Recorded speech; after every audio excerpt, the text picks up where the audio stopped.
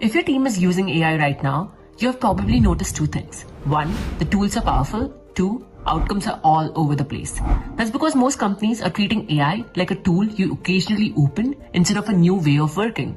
Becoming AI first is a thinking shift. It's the habit of asking every time you start a task, wait, how can AI help me here? Writing an email, summarizing a call, building a proposal, analyzing a spreadsheet, replying to customers, planning a project, updating documentation, creating content.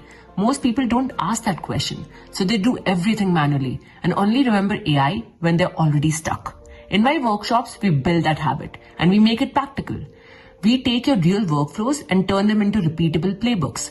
What tasks to delegate to AI, what should stay human, and how to get consistent results with the right prompts, templates, and guardrails. Because the real advantage isn't access to AI, it's adoption with consistency.